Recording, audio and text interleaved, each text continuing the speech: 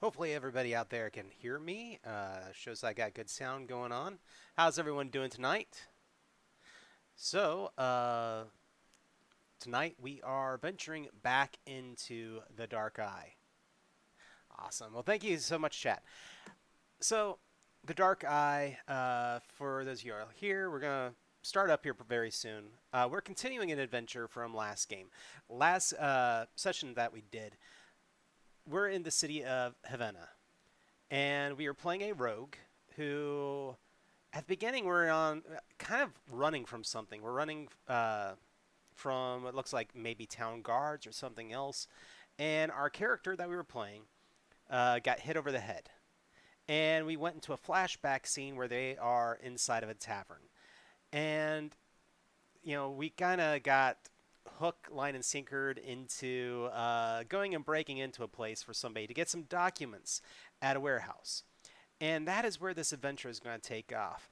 For the most part, Dark Eye is a system that uses d20s, but think of it as kind of almost an inverse of Dungeons and Dragons. Instead of trying to roll over a target number, we are trying to roll under a target number, and that number we already know it. For skill checks, it's 3 dice. With those 3 dice, we are trying to roll under again. Different attributes are used, so that's how we know what we're trying to roll under, and then we can use the points associated with our skills to lower whatever our dice rolls in order to achieve success. Uh, Pretty much works pretty well so far. It takes a little bit of a learning curve, and so far we've not passed a whole lot of tests, and we've also taken quite a bit of damage just getting to this point. Now, at the same time, the damage that I took, I was thinking about this, was in the future. So at this point in the flashback scenes, that first part of my damage had not happened yet, where I got stabbed by the redheaded girl. So, tossing that out. We don't know her name yet, other than she does share a quality of being redheaded, much like a couple of the victims of a vampire in Havena, which is where the story's taking place. Anyway, that is kind of Dark Eye in a nutshell. I did want to touch on one small thing that I mentioned last show, and I'll go somewhere with this. But I mentioned that the Dark Eye is very Eurocentric. Now, of course, the Dark Eye was made in Germany. It's an RPG directly from there. It's got about 40 years of history there. And that does mean 40 years of history that includes some of the most problematic times in RPG history. 80s going into 90s, as far as RPGs were concerned, were not very inclusive. And the idea of what we see as inclusive in the United States versus Germany is going to be different. The way we even do handle things such as equal employment is different. But the thing is that so Dark Eye is Eurocentric, but in this case, it means that Europe is preeminent, and all other civilizations are lesser, and are often portrayed as either savage or easily eclipsed by European settlements. Uh, and some of us learned that. I know some friends who went to school in Britain, and that was pretty much what they were taught there, was that Europe was the great shining light of the world. Anyway, usually the problem also goes with that it additionally attempts to create a sense of otherness between skin tones, regardless of people of color who share a heritage. Uh, like somebody made a joking commercial not that long ago. I can't remember who it was, but there was an Asian Scottish guy. It was a bunch of people, and they had Asian appearance, and they were had speaking with a Scottish tone. And that commercial was very tone deaf because in reality there are Asian people of Scottish descent who were brought there by Roman slave traders amongst other things. And so there's actually a Asian Scottish tartan on display and in the Library of Tartans in Scotland. So it is a real thing. But the thing is that so we're dealing with Germany for this setting, as long as as far as German writers, and so there were people of color in Germany going back as far as 400 years ago. Sorry, not 400 years ago, 400 A.D. or however you prefer, ACE. We're talking about people who were part of this Roman slave trade. We're talking about ambassadors. A very famous ambassador on behalf of the Catholic Church who died in that area of the world. We're talking about extensive trade routes and, especially cultural exchange during the Byzantine era. Uh, Black college graduates in Germany, specifically during the time when the time of piracy was happening in the Caribbean, there were black college graduates in Germany at that point. So it's a shared heritage that affects what we see as fantasy. And so for fantasy authors, we need to realize that this Eurocentric and very white centric way of thinking when we think of the world is not correct. It's just not. So it's just one of those things where I'm tossing this out because at the same time, I think that progress is being made. People are starting to see this.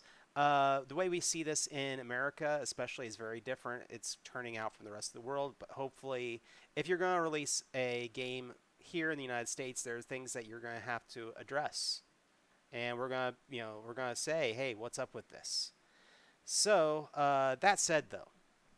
Ulisses Spiele, who is the creator of this game, has a branch here in the United States. I believe it's Ulysses Intercontinental or Ulysses US, and they have stepped up recently, and they are doing a bundle of holding for I believe there's two different charities involved.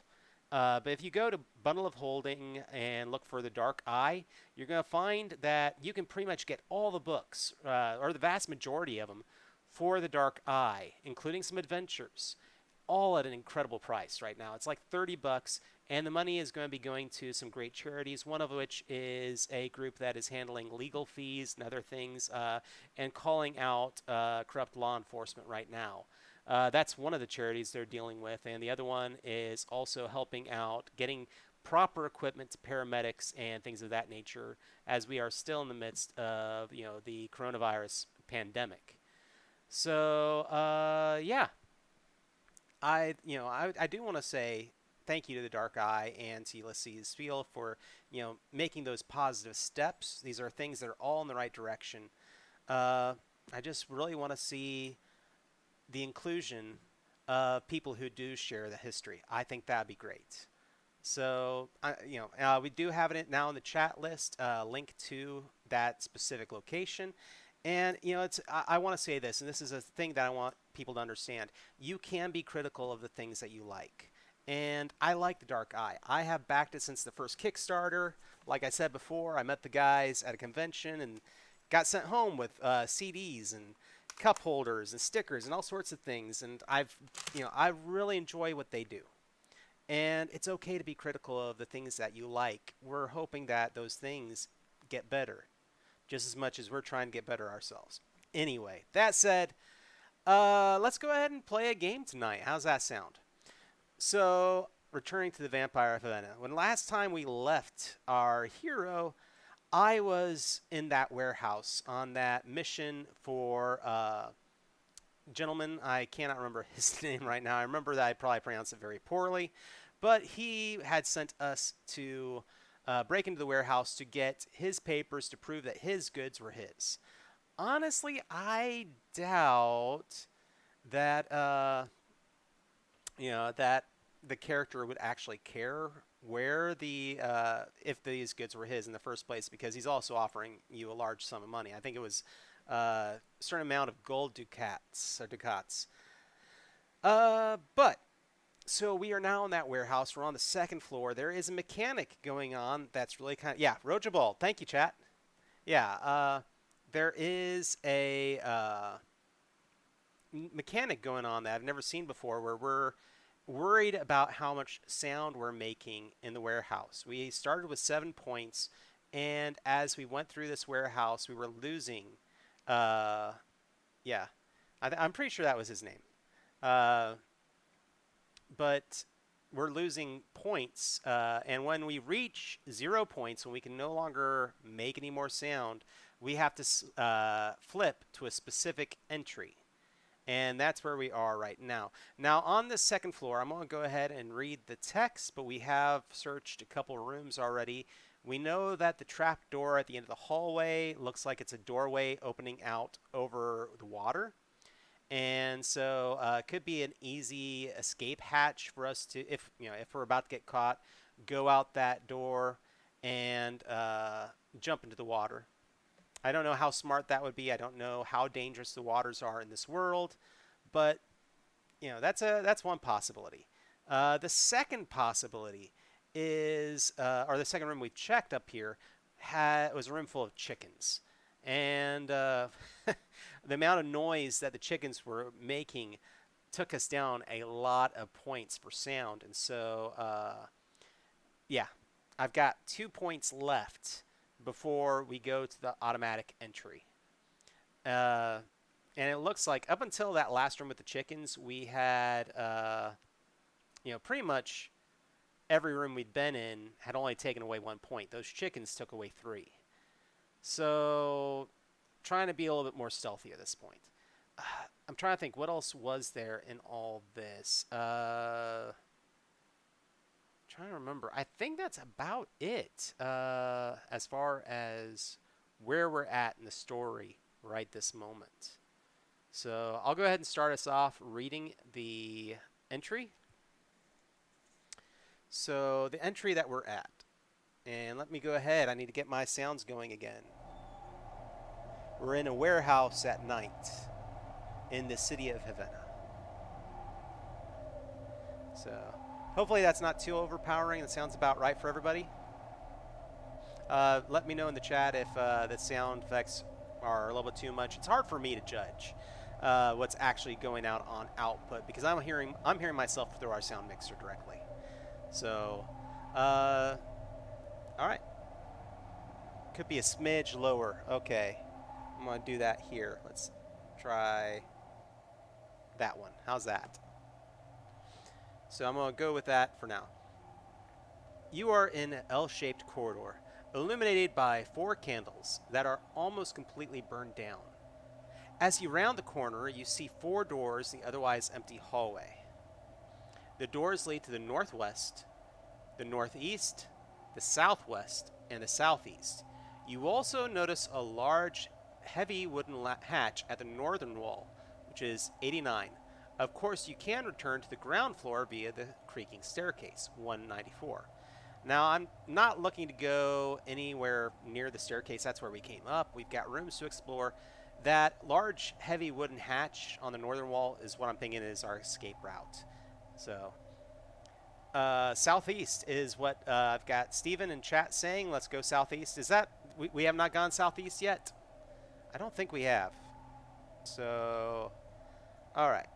Let's go ahead and start with that one then. I think that, it's as fair as anything else. Oh, before I go any further, let me be sure to mention this. I was curious. After last game, I was having to flip around a lot, going to the specific entries, and I was like, is there another version of this PDF out there? Did I just download the wrong one? And I went and looked, and yes, there is another PDF that has the hot links pre-programmed in. It just doesn't say that that's specifically what it is. It just said clickable. And I was like, oh, well, I bet that's what they meant. So now I have the version that will be a lot easier. I'll just click the pages and it should take me to the right place. But anyway, moving on, going southeast to entry 18. Huh. Interesting. It says, if you have visited this section before, turn to 62. If not, turn to 155. Okay. And it says sections to cross off. One or more of the circles appear in the section above you. When you visit such a section, cross off the next available circle. This record reminds you that you have visited that section before. That's kind of nice. Okay. See, chat's moving on without me. Alright, so a room that I'm not supposed to go in or haven't been to before. So I have not been here before. 155. This is the smallest room on this floor. It is illuminated by half a dozen candles. All the items necessary to clean the contour are stowed carefully in the corner. A staircase leads to the upper floor. Do you want to climb to the upper floor or look around? Now, I remember that Rogabald, or whatever, Rogabald, he said that looking at the place, he does not think that the documents will be on the top floor. Because to him, he said this didn't make sense. Or something like that. I think I remember him saying that. Hey, thank you so much, Kenkaku Knight, for coming on in. Good to see you here. So we've got everybody in chat so far. Thank y'all. All right. Let's see. I think we ought to stay on this floor myself, just because that's why I remember. I think he said that, you know, a lot of the stuff that we're going to be looking for wouldn't be on the top floor. That's not going to be, he was like, that's not a place that they're going to store the documents. Kinkaku means plan. Okay. Everything's moving so quickly, I haven't been able to keep up with it. Okay, Kaku means plan. Ah. All right. So, do we want to look around? It's an anime meme. Oh. You can tell how well up I am on anime right this moment, sadly. I'm getting there. I'm getting back into it. I'm finding my pace, and I kind of have to with our other show. But, he'll explain the madness later. Awesome. Do you want to climb to the upper floor or look around? You know, what do y'all think? Looking around has gotten me in trouble every time, but I still have 2 points left. What do you think? Go up or look around? So, I'm kind of with the look around myself, like I said. Yeah, I agree. Let's look around a bit. So, this is going to take us to 201. Oh. Boy, I wonder how I know this information. The wooden buckets and drop cloths are high quality, but you don't see a reason to steal them.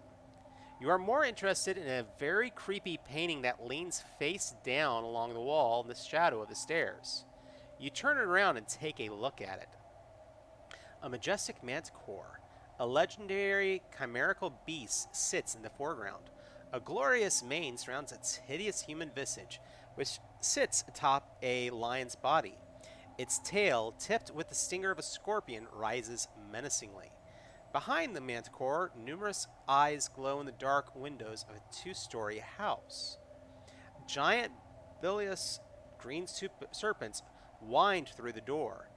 Unnerving birds sit on the roof in the full light of Mata's sign, which hangs alone in the starless sky. A shiver runs up your spine, and you understand now why the painting was left there. You set it carefully back where it was, and then leave the room before somebody catches you. You sneak quietly up the stairs and make sure that the corridor on the upper floor is empty before proceeding. Okay. Oh, nice little song reference there. It's in my face. Really appropriate for the time period for that song. So, let's go ahead, and we're going to be going up to the upper floor. It didn't really give us a choice, so I'm hoping that's what that the narrative is a good thing. Oh, okay. So on this floor, I have 5 symbols, and I'm guessing I can only return to this floor 5 times, or this room 5 times. So here we are. Oh, okay. Wow. The second floor corridor is empty, but the rooms are filled with life. Am I reading the right one? Did I say 100, or... I think that's where it took me.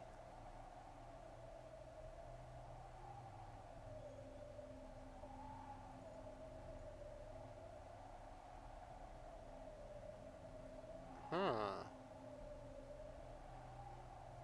Interesting. So I'm gonna go with it. Yeah, no. Well, we'll go ahead and start now. I'm gonna put 100 in chat. That's the page I'm currently on. because nothing else on this page really would make sense. And I think the small room was candlelit, correct? I think it was. Yeah. So the second floor corridor is empty, but the rooms are filled with life. You hear muffled voices and see weak light coming through all the doors but one on the north side, or northeast side. You must remember to be very careful. 6 doors lead from the candlelit room. 1 leads northwest, 1 west, 1 southwest, northeast, 1 east, and 1 south. You can go down the stairs, 124, or climb up another set of stairs. Let me double check something really quick. We're on page 100. I'm gonna click 124 and see what's downstairs. Okay, so we are in the right place because this takes us back down to a broom closet. I'm guessing that the ground floor, they're counting the floors by ground floor, first floor, second floor. So let's go back to entry 100, which is where it was listing off all the rooms. Here we go. So all of the doors, you hear muffled voices and see weak light coming through all the doors but one on the northeast side. You must remember to be careful. So 6 doors lead from the candlelit room. Northwest, west, southwest, south, northeast, east, and south. I think since northeast is the only room with no light on and no sound coming from it, it kind of makes sense to go for that one. Yep, and we'll just mark that I have been in this main room in this hallway already. We'll be leaving. It's going to be that we've been there once. So anybody disagree? Anybody not want me to go northeast? No? Yeah, I agree. It just means there's a dragon sleeping in it. All right, northeast it is. Yep. Which was 140. 1 second.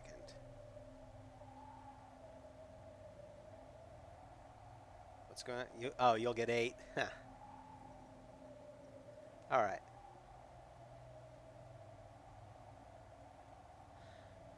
Interesting. Warm candlelight streams through a finger-wide gap beneath the door. Oh, hold on. We're going to go back 100. Sorry. Because let me make sure I read this right. Second floor corridor is empty, but the rooms are filled with life. You hear muffled voices and see weak light coming through all the doors but one on the northeast side. You must remember to be very careful. So all the doors have somebody in it. Northeast. Okay, we're going to try it. Okay? Warm candlelight streams through a finger-wide gap beneath the door. You hear sounds coming from inside. You sneak inside quickly, peek through the keyhole, or look somewhere else. Yeah, we're thieves. Or we're a rogue, whatever. I of course am thinking, let's look through the keyhole, or let's sneak inside quickly. Probably looking through the keyhole because it might be another room filled with chickens like last time. At least we have a quick keyhole to look through here. Anybody else got any other ideas? So. Go for it. Sleeping dragon, you'll be eaten. Bust in and start stabbing like a real thief. Wow. You know, if you're not playing Dark Eye, I'm a first level character in this game, as far as I can tell. And my health points are at 27. In D&D, a first level does not have that many, health points. So if you bust in like a real thief on first level, yeah. Oh, throw a Molotov cocktail. I wish. All right. So let's look through that keyhole. 56. I'll go ahead and put that back in chat there. Inside, you see a small table with countless candles. It's a lot of candles. I mean, I'm getting almost a cultist kind of vibe, as if this was, Call of Cthulhu. Anyway. Inside, you see a small table with countless candles, 2 chairs with high backrests, a straw-covered bed, and a small window covered by wooden shutters. But all of your attention is focused on a red-haired woman who stands with her back to you. You are not sure, but something about her seems familiar. You take a closer look. Her trousers are tailored to emphasize her legs, and she is currently removing a somewhat expensive-looking blouse. As you watch, it slides from her shoulders and drops to the bed, revealing an elaborate tattoo that extends across her back and down both shoulders. You know you've seen something like this before, but where? A scratching sound brings you back to the present. You have broken into a stranger's house, and peering through a window at people's bedrooms is not a good idea. Something about this just feels really off, as far as page count goes. Is it just me?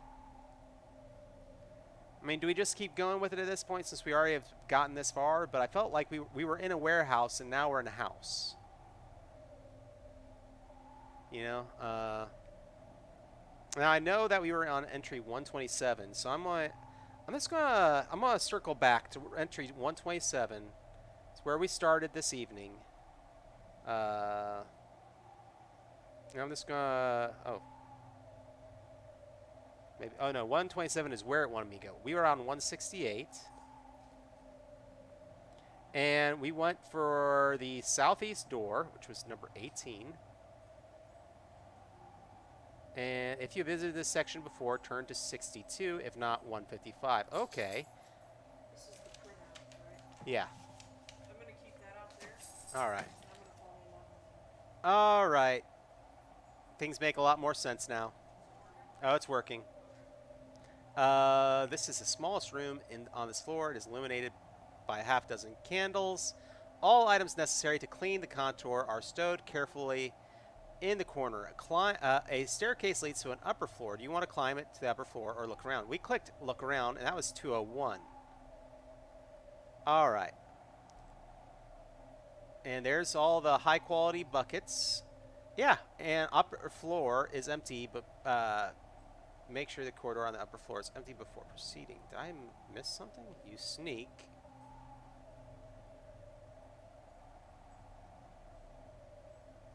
Yeah, we were entirely on the right page according to everything I'm seeing here. So 100. We went for the northeast room. We saw the girl. We peeped through the keyhole. There we go. You've broken into a stranger's house and peering through a door at people in bedrooms is not a good idea. Do you stay where you are, enter the room, or lose yourself in daydreams again? You might be right. This is a kind of a dream sequence, maybe. Maybe that's what's going on. Oh, Pappin wants me to enter the room. Of course he does.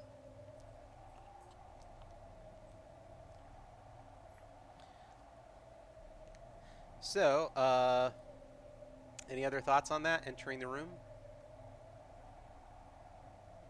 Because, you know, if that's all I get, I'm going in. So,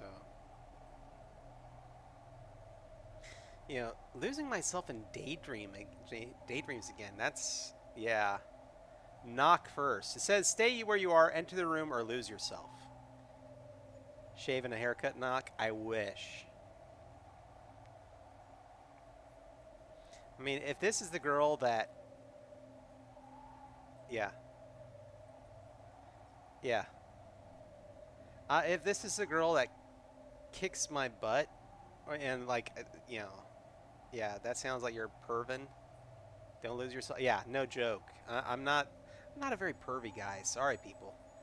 I mean, I make some silly jokes, but just because I love... to hey, thank you so much for joining us, Deadlock. I make some silly jokes, I do, but I like, you know, I'm Ace, and I love seeing people like squirm a little bit when I make a silly joke, but it's just not the way I play characters. I mean, hey, oh, that's okay, awesome. All right, so let's go ahead and Lose yourself in the moment, the music. No, we are not going there. Uh, let's see. I got an enter the room. I've got a couple more people in chat now. So our choices are stay where I am, enter the room, or lose myself in daydreams. So go in, sure. Okay, there we go. 112. You grab the door handle, but then you hesitate. How would the woman react if you walked in? You think you are quite charming, but it's very unlikely that she would forgive you for barging in on her, and she would no doubt scream. To avoid detection, you would have to overpower her, and you really hate that idea. Burglary is bad enough, but attacking a person in their own home is much worse. It would cost you several years of your life if they did not hang you outright. You let go of the handle uncertainly. Suddenly, you hear a voice. Ooh, 21. Have you seen enough? A mocking voice asks from somewhere above you. You have been spotted. That explains the scratching sound. You can't think of anything witty to say in response to a rhetorical question.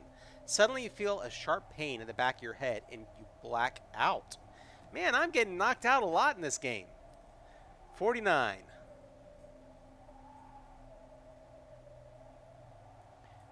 So, your head is throbbing. You've tried 3 times to break into houses and 3 times you have failed, but tonight is a new low point in your career as a burglar. Houses just don't suit you. You are a child of the street, a vagabond, a rogue. In the street, you are nobody's fool, but when you try to move around in somebody else's house, you sigh quietly and the man stops pacing for a moment. He looks at you disparagingly, giving you an opportunity to size him up. He is at least 60. His hair is gray and sparse and his beard is trimmed so as to emphasize a distinctive chin and divert attention from his eyebrows. Unlike the image in the large painting behind him, the traitor does not look especially commanding, nor does he possess an air of unflappability. He looks around nervously with fearful glances, and he tugs at his hat while he paces, as if trying to clear his mind. He takes a deep breath and suddenly seems transformed. He starts to speak with more authority. It's not safe here anymore. Not now. Myrna and I are leaving. One of the 2 servants in the room interrupts him hesitantly, hopping nervously from one foot to the other. Master Tagrammer, are you sure it's not safer here? The traitor pauses and you cringe in sympathy. You can see the storm brewing in his eyes. The red-headed Thorwaller woman leans casually against the door and shows almost no interest in the conversation. Instead, she stares blankly at a kitschy painting of an idyllic summer landscape with lush grass, burbling waterfalls, and 2 white horses. The painting's subject, an elf who is reclining on the back of one of the horses, wears an innocent expression and seems to be gazing at the painter with longing. It grabs your attention. Faraway lands, you never really liked the thought of leaving the alleys of Havena, but now you wish you could be far away from here, away from this study with its large, intimidating desk and its almost obscenely expensive armchairs, far away from the shelves filled with scrolls and countless paintings whose worth you can barely guess at, far away from the traitor who is glaring at his frightened servants as about to erupt. Compared with these pitiful fellows, you feel almost relaxed, maybe because you know that you are not the target of the traitor's rage. Not for the moment at least. As it will most likely start with the poor fellow who dared to interrupt his master. Surprisingly, the expected scolding does not take place. Instead of screaming at the boy, the traitor takes a deep breath, calms himself, and pats the boy's shoulder. Traitor says, "Maybe you are right." But he does not get any further as utter chaos breaks out. Steal the beard? Yeah, right. I just don't see that happening. But if you've ever seen The Gamers Part 1, stuff like that can happen. So 125. A rock crashes through one of the cozy study's precious glass windows, and glittering shards of glass rain down onto the floor. A second stone wrapped in burning cloth breaks through a different window. It misses everyone by a wide margin, but flames catch and start to spread across the floor, posing a great study not just to the countless documents in the city, but to the whole contour. The red-haired woman rushes past you to stomp out the fire. The traitor begins roaring commands. You, he yells, pointing to one servant. Get Myrna from her room. I will take her to my city villa. He points at the other man and yells, You, guard our guest. When you have extinguished the fire, watch it for further attacks and cover our retreat. The traitor then hurries out the room shouting, And protect the contour, over his shoulder as he goes. 2 of the 4 possible opponents have left the room. The red-haired woman is busy putting out the last of the flames, and the remaining servant eyes you uncertainly. This is your chance to get away. Charging to the stairway seems like a bad idea, as you would have to get past the guard, and then you might run into the merchant or the other, much stronger-looking servant. Escaping through a broken small window this high above the ground is not without risk, but it is the only other exit, and you are pretty wiry after that. Without further thought, you take 3 long strides and hurl yourself through the empty window frame. Make a body control jumping check with a penalty of 1. So, alright. Now, I'm wondering if maybe there's a cultural thing that I'm missing out on. Because they described what I thought was a warehouse in the, when we were playing this game earlier as a contour. The way it's spelled is Kontor, and I'm wondering if maybe it's it's a shop and a home all at once, and maybe that's what it is. That's why I didn't really realize. I mean, it looks immense. The artwork for the building that I was at earlier looks absolutely huge, and so the idea that this could be somebody's house as well is pretty impressive. But anyway, so we're on to an actual test. Isn't like so contour in Norwegian is like an office or workplace. That's hey, there we go. So it's just really strange to me to find myself in a home above, and the floor difference has also gotten me kind of thrown off. But so far, so good. All right, we need to jump.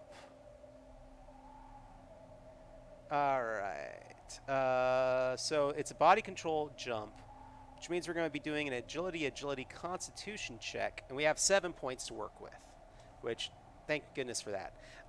For those of y'all joining us, remember that this is a 3-dice system when it comes to skill checks. So making sure I got the right ones. That's going to be blue, and orange. So for this test, I'm going to take my dice away. I'll go ahead and bring up the dice cam so you can all laugh at me. There we go. So agility is blue, and then strength is actually orange. So I need to roll 2 blues and pass those in a strength. So with a penalty of 1. Now my agility is a 15, so I have to roll a 16. I'm sorry, a 14. So 14.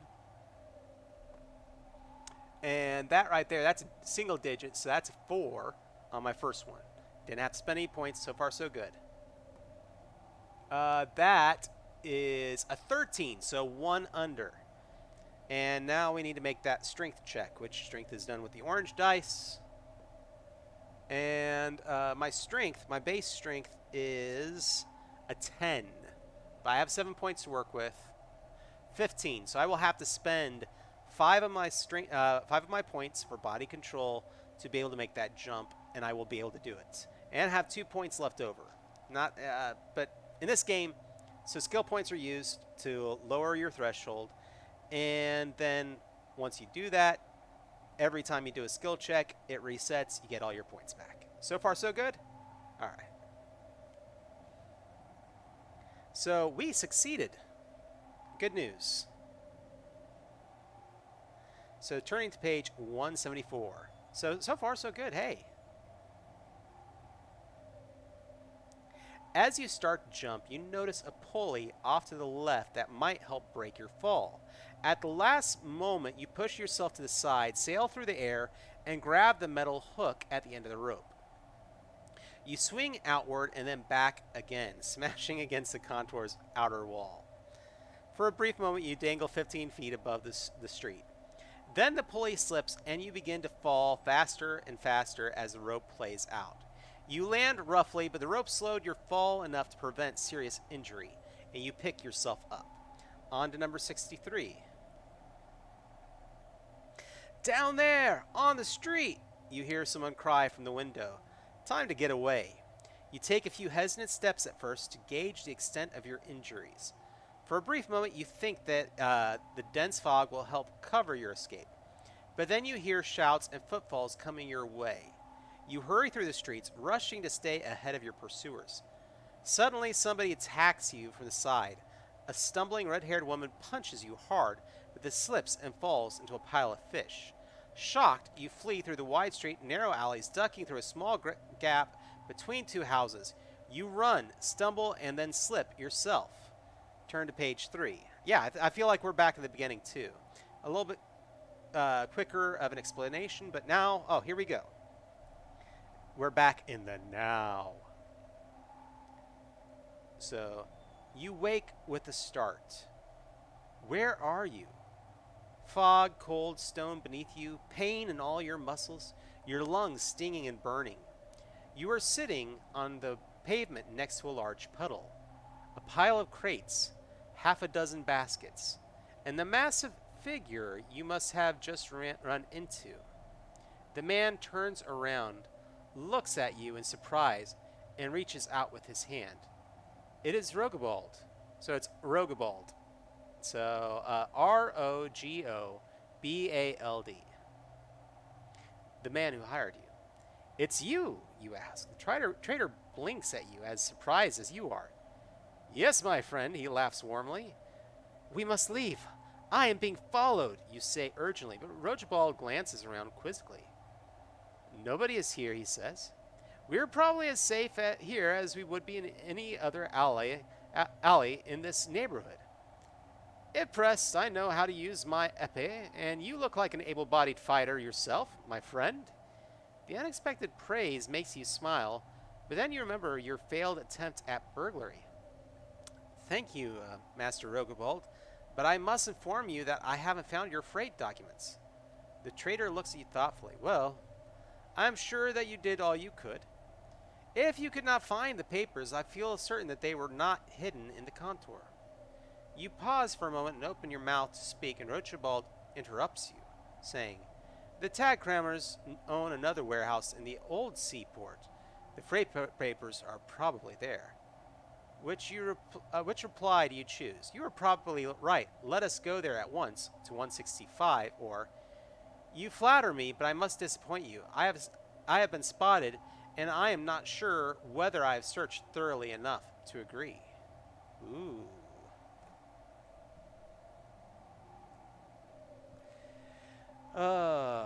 Yeah, wibbly wobbly, timey wimey. Agreed. So, which do you guys think? You think we ought to say that we've not thoroughly searched? Or agree, let's get the heck out of here? Yeah, go to the new place. I agree. Not sure what I have been spotted. I'm not sure whether I've searched thoroughly enough to agree. I really don't think telling him, yeah, new places, new faces. I feel like telling him that we haven't searched thoroughly. I feel like kind of ends everything a little bit early. So yeah, let's get the heck out of here and go to. Let's go to the other location. So 165. Run away. Well, friends, it's friend, it's in Solitaire Alley.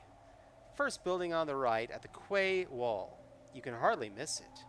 As the name Craghammer is written, or Tag Craghammer. Why do I know that name? Tag Crammer is written above the side door. Take a look around here, friend. We'll meet again at midnight in the hero's refuge. That man is really naive, you think to yourself. Of course, you will take this second chance. If you find the papers there, Rogobald, Need never know how badly you failed. Your attempt to break into Tagrammer's contour. And even if this second attempt fails, this naive man will will not doubt your integrity. You go happily on your way. It's the underground city of the dwarves. Oh yeah, Craghammer. And Xandria. Yeah, you're right. Okay, that's why I know that name. Even in the second attempt, this naive man will no doubt. Okay, so 222.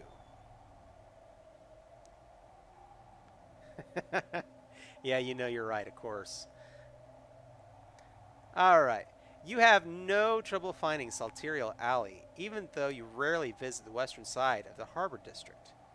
The small buildings in the neighborhood, a large fishing village nestled within Havena, are shabbier than the grand multi-storied homes on the eastern side of the harbor district. Certainly its inhabitants, mostly fishing families, and day laborers, are far less wealthy. That's why you rarely come here. There's more promising loot to be had in other parts of the town. This is said to be a close-knit community. Few people are out at this hour, and the fog is probably hiding your movements anyway. But you still feel that eyes are watching you from every house you pass. The Tagrammer warehouse is easy to find. It sits at the end of the alley, and the name Tagrammer is freshly painted in white above the door. The warehouse is not quite square, 30 by 30 building with a slight sloping roof and a wide locked gate on the east side facing the quay. You are sure that the building has seen better days.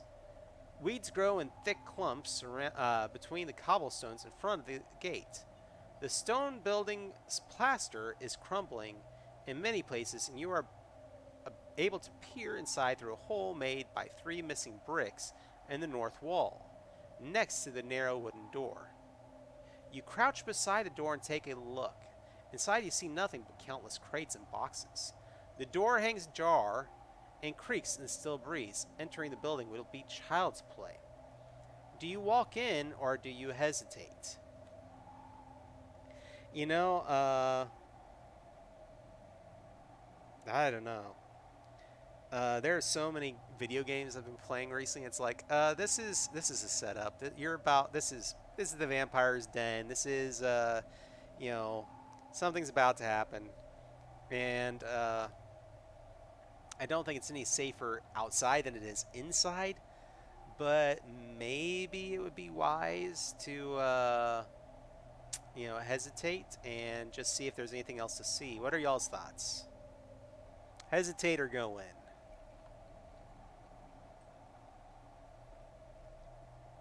Oh, of course it's a vampire's den. Do it anyway. Okay, hesitate. So I've got one confused vote for hesitate. Let's see.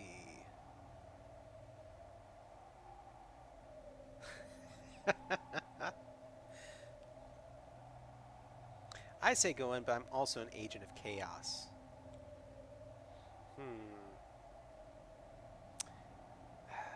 Wow. If I get one more vote, we got one going one way or the other. I'm working for the vampire. Oh, nice. So, one for one and one for the other. You know what?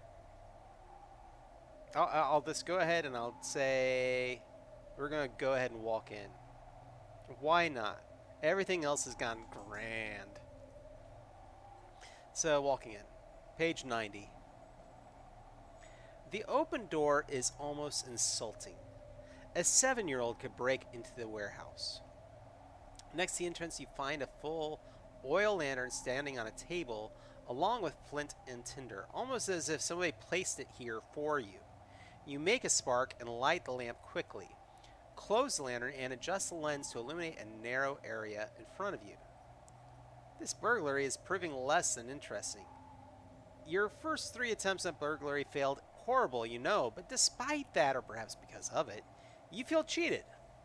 Even if you find the papers here, this stroll will hardly qualify as a successful burglary. You raise the lamp and reconsider. things might be a bit more complicated. Surrounding you are hundreds of boxes, some of them piled in absurdly high towers. It cannot be easy to find documents when you have only a rough idea what they contain. You sigh as you grab the first box and stare at it and open it. But you do not get very far. A horribly high-pitched voice makes you jump. Don't you dare, you clumsy goblin! Get away! This is my home! You put the box back. Who said that? You shine the lantern around quickly. Suddenly you see a tiny man sitting on a pile of boxes and shaking his fist at you. The creature looks like an old man with a too large head and a too large three-cornered hat, but despite his wrinkly skin and crooked back, his body seems to be that of a child of 6. His skin shimmers in disconcerting pastel hues of green and blue, and he wears red and white striped pants and a dark brown oil coat. Do you try to calm him down, or do you become angry? Wow. You know, this is... I don't know how I'd respond to what looks like maybe it's dwarf? But, you know, child of 6, old man. But his body is disconcerting pastel hues of green and blue, which is also very common to, you know, how they described the mermaids. So, yeah. So for those of y'all who are asking what you missed, I'm at a door, and I'm trying to, or not, I'm not at a door. I'm being confronted by an old man, and am I going to try and calm him down, or am I going to try and, or am I going to get angry at him? He basically, I was looking through a box, and he came out of nowhere, was sitting on a box. It's like, this is my home, don't you dare. And he called me a goblin. So, I will say that while we're waiting for some responses, this game, a lot of the monstrous creatures have no intelligence. It's not like D&D in a lot of respect. These are, while they look humanoid, they are pretty much like, I don't even know how to describe it. It's very weird. Like, orcs in this world are much more like gorillas, is the best way to put it. So, and I don't, you know, it's one of those things where right now there's a lot of talk about racism with orcs and everything else, and if you've read my paper on it. Anyway, it's literally that orcs in this world are literally just, you know, shown as gorillas. It's, you know, long black hair, the fangs, the hands, everything. It's weird. So anyway, and they don't dress or carry weapons. So, yeah. Let's get angry at him. So 38 based on chat. Watch it, or you might get hurt accidentally. And are you saying that this pile of garbage actually belongs to someone? You shout. The small creature stares at you angrily and then shouts back, "Garbage! This is my treasure, not garbage." He snorts angrily, inflating his large nose even more. And I am not a half pint, I am a Klabotterman. The last words seem to calm the kobold down a bit, and he continues quietly. You can call me Klabotter. First name, Klabotter. Last name, Man.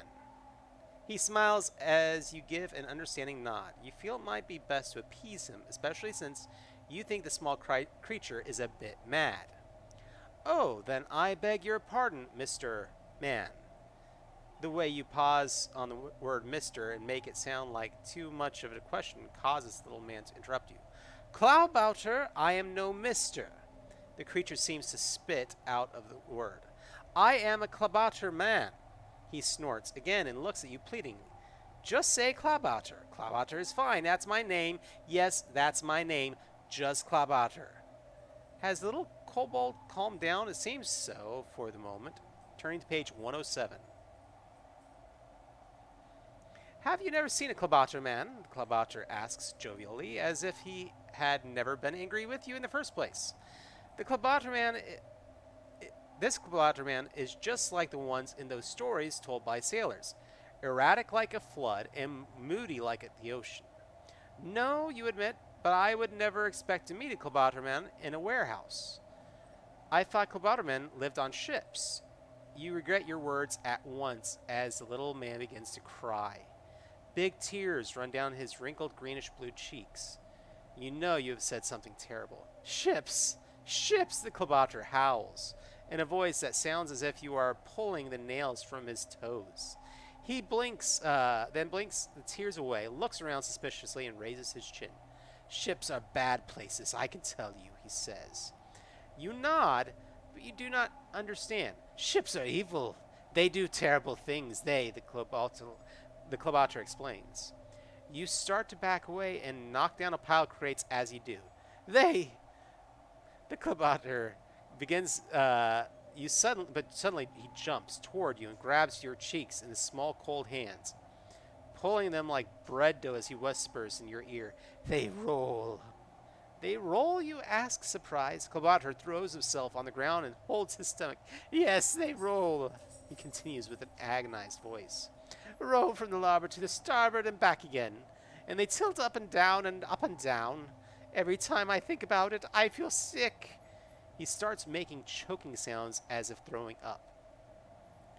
You get seasick, you ask, as surprised as you are amused. The Klabauter notices your tone. He jumps up angrily. Don't you get seasick? He asks belligerently. Have you ever been on a ship before? Do you even know what you are talking about when you mock me? You raise your hands in defense. The little fellow is mad, no doubt about it. You would love to get out of here, but the thought of your rewards hold you back. You are looking for something, and maybe Klabauter can help you. Which story do you think will best convince the Klabauterman to help you find the documents? Do you tell him about the freight documents that the shop owner of the warehouse stole from the merchant? Or do you go with the more dramatic option and say the papers are evidence that can be used to catch evil criminals? Ooh. So this is interesting. We're learning a little bit of Germanic lore with kobolds. This is really different and strange. I had no idea that this is their mythology of it. And I guess the Klabauterman is more like almost what I would expect of a gnome with the way we tell, folklore and stories. So very different. But so, what do y'all think? Do we think we want to say that, we're here for the documents, or do we want to say it's the evidence to catch criminals? Thoughts from the chat?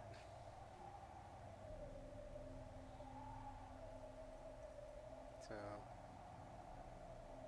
well, right now, I'm kind of leaning towards going with the merchant, to be honest. I don't think it matters.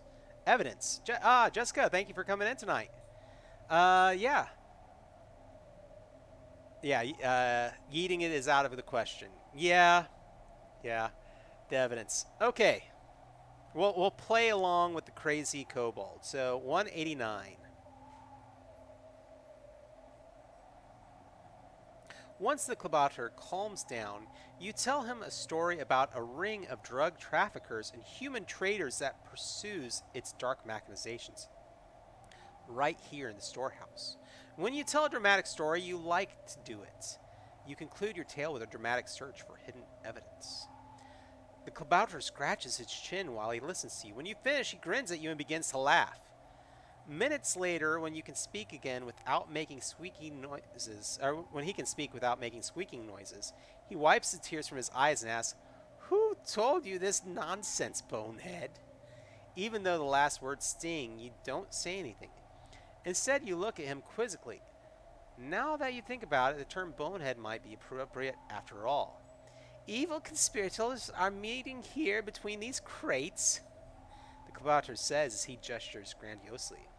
And you say that they are hiding evidence against themselves here? He shakes his head. Yeah, it does sound pretty stupid when you put it that way. I have lived here for 20 years, and ever since my friend Lyrics first showed me this place. The Tagcrammer family does not own this house. Lyrics said that it used to belong to a trader named Rastberger, or something like that. The only humans that ever found their way here were some guards who were investigating a report of dark machinations. There was never any truth behind it, though. He huffs in contempt. You expect him to rail against the city guards to rummage through his belongings, but instead, he just gazes slowly around. And then there was a man who wrote something over the door, he adds, almost as an afterthought. Your ears prick up the mention of the writing, so turn to page 158, or entry 158. You ask Klabauter to describe the man and receive a good description of Rojabald of Garlischgratz, the man who hired you to break into Tagrammer's contour and find some freight documents. He wrote something above the door? You ask curiously. Yes, he did, Klabauter says. But I have not read it. It is above the northern door, on the outside wall. Rojabald wrote Tagrammer's name on the warehouse? Why would he do that? You sit down on the crate, accidentally crushing an empty box as you do so, and gather your thoughts. Someone you're beginning to doubt that he is, you're beginning to doubt he is who he claims he is, contacted you and hired you for a burglary. Unfortunately, the contour was full of so many people that your break-in was bound to fail, especially as you are hardly an expert in the field. Your chances of stealing the papers were bad from the beginning, if the papers ever even existed. Why were you really hired to break into Taghammer's contour? You are quite sure that you don't know the real reason. When you met Rojabald for the second time, you literally ran into him and he seemed to surprise you. Then he sent you here to search this ruined warehouse that he himself marked with the name Taghammer. Your search might have even taken the whole night if you hadn't met Klabauter by chance. Rojabald probably does not know that he exists. You are sure this burglary is part of a bigger plan. Maybe it was supposed to fail. You are also sure that Rojabald wanted to keep you busy all night, probably because he was planning on something that he did not want you to disturb. A quiet whistle startles you and you look up. Klabauter climbs back inside through a hole in the roof and then makes his way. Yeah, that'd be an interesting thing for Cobalt to do. Makes his way back down to you with great leaps from one pile of crates to the next. I have told you, he says, that sometimes city guards come here because they suspect that somebody might be up to something. You nod. You think you now know what Klabauter is trying to tell you. Well, tonight seems to be such an evening. You agree. So, entry 45. Hiding around the dark corner of the nearby house, you peer back at the warehouse.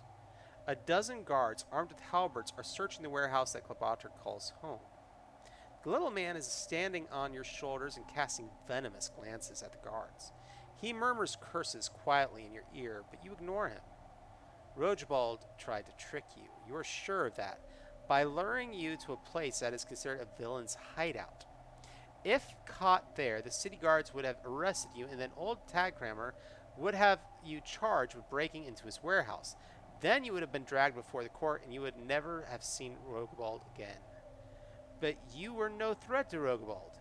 He must have had a reason for targeting you.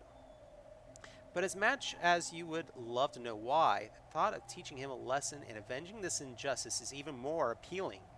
You are angry, all right, and so is Klabauter.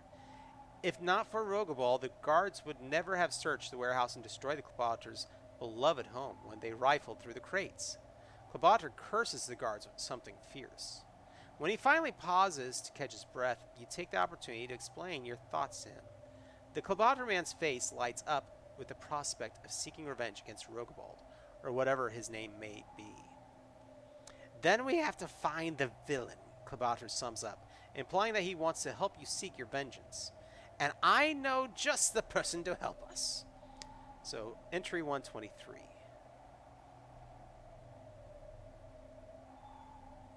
Alright.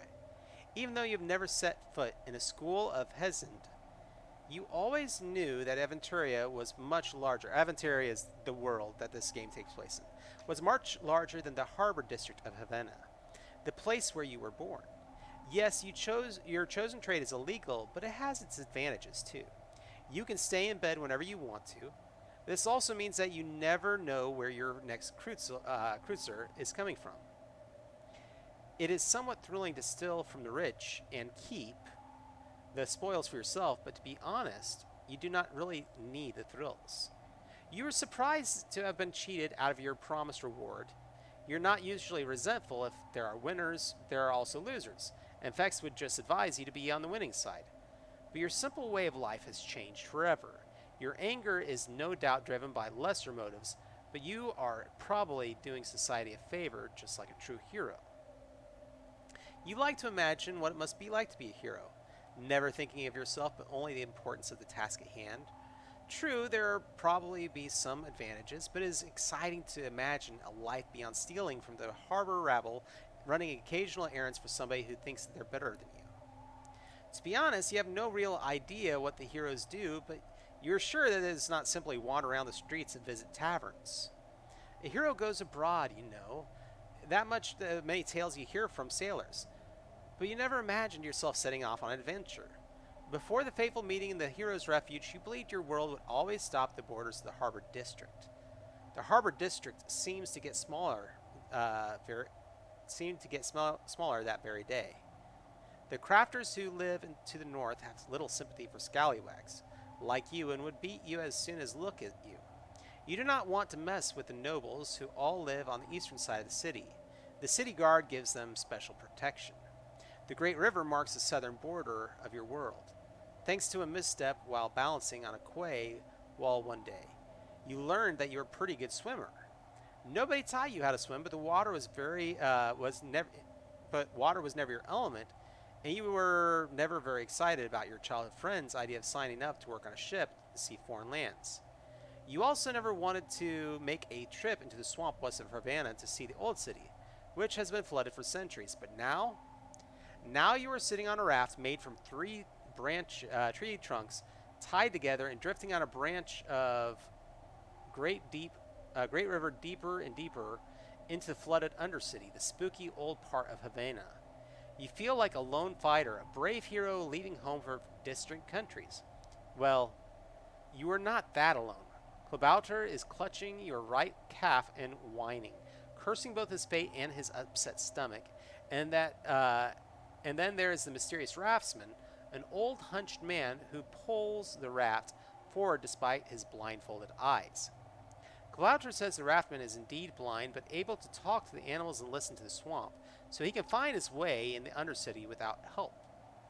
This fact alone makes you queasy. Maybe you are not as brave as you thought.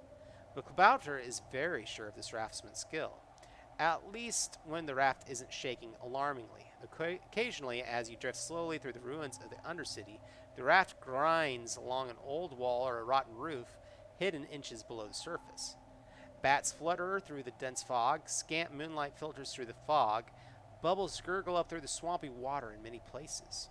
Moss and stunted bushes cover the small island and the rough wall that still stands above the water.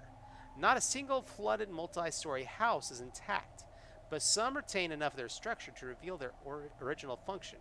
Metal signs still hang from some flooded door frames. Can you see the tower to your right?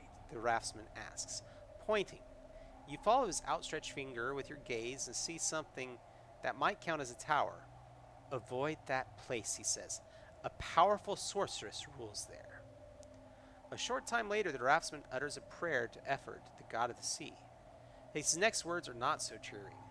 A dark cult that worshipped a sea serpent once held rituals in the area between those gnarled trees. People say the cult disappeared, but who can be certain?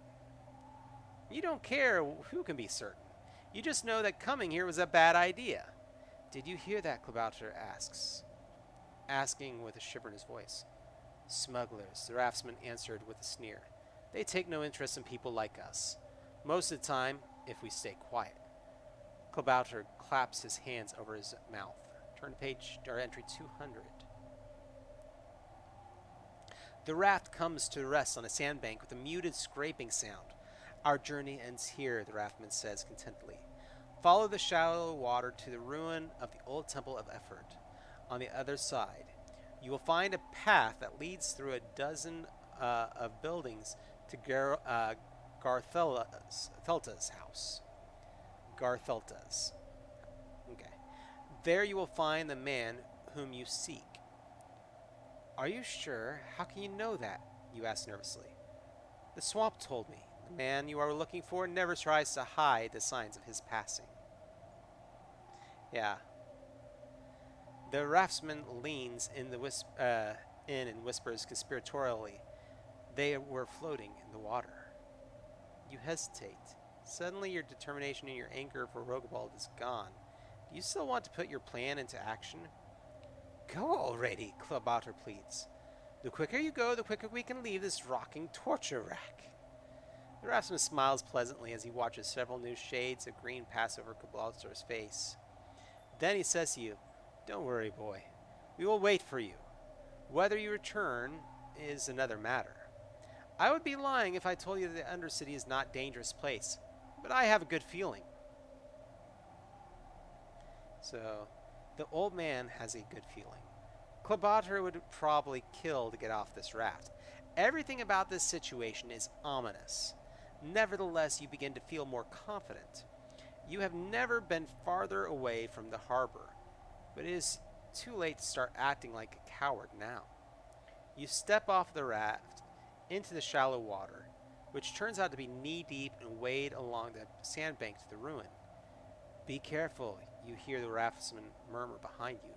May the gods be with you. This is not so bad, you think. What could go wrong? Yeah, what is with everybody whispering so much? And leaning in and whispering? Yeah, I don't know, but like you said, it's like everything's building towards an ominous moment. And of course, you know, the original entries of this kind of, you know, were all about the attacks and the victims and the bites in the necks. And now we have gone so far, I feel off the rails. I'm like, is there even a vampire in this story besides just the bodies that have been found? Because this so far, we have no reason to believe our adventure has anything to do with vampires. So, and yes, I am tripping over some words tonight. I'm finding it really interesting the amount of you know, multiple syllable names that they're putting in here. So, oh, you think Rogobald is the vampire? I don't know what the lore is for vampires in this world, or in German mythology even. I know the Scottish mythology of vampires from the story of Camilla, but I have no clue. In Germany, do vampires you know, they're dicks. Probably. But it's just one of those things. So in the story of Camilla, which is I think it's either Scottish or Irish vampire story, which is the oldest vampire story in in Western language. And in that story, Camilla appears as a kind of a waifish, but yet beautiful girl who is recovered from a wagon. She's not allergic to the sunlight. She is, yeah. They squeeze a lot of words together. Yeah, I kind of agree with that. But anyway, in that story, she's kind of a noble woman. So it's one of those weird things where maybe before Bram Stoker really kind of changed our perception of what vampires are. But anyway, here we go. The ruined temple to Efford must have been a splendid building. Majestic marble pillars once supported the ceiling of the main hall, and the giant bust of Efford, Lord of the Sea, used to adorn the altar. I'm really having trouble with words. Gwen petrol stones would have been set in braziers, filling the room with their cold bluish light. Not much remains of that old splendor now. The roof has collapsed, a third of the statue has sunk into the muddy ground, and the pillars stand at such weird angles that you doubt their stability. A cold gust of wind rushes through the ruins, making you shiver. Did a shadow just move? Startled, you draw your weapon and begin to move further into the ruin. If there is really a vampire in Havana, who could say he cannot attack you from ambush? Do you proceed down the middle of the ruined hall, or stay in the shadows close to the wall? Wow. So all of a sudden, we might actually be, speak of the devil, we might actually be running into him. So, middle of the hall or stay close to the shadows. Uh, every time we have tried to be sneaky, it has not gone well for us. And whatever is here might already know we are here. Yeah, go boldly. I agree. So I got 2 votes for that. Yeah. Yep, I agree. Going to the shadows, we might just run into the vampire. Is that a hot link that's not working? Yes, it is. So on to page 96.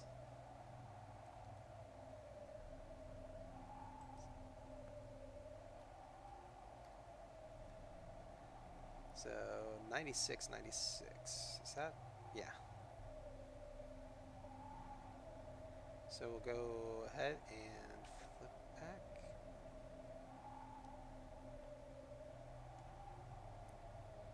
With the heightened sense of a frightened child, you take one step after the other, picking your way slowly through the field of rubble.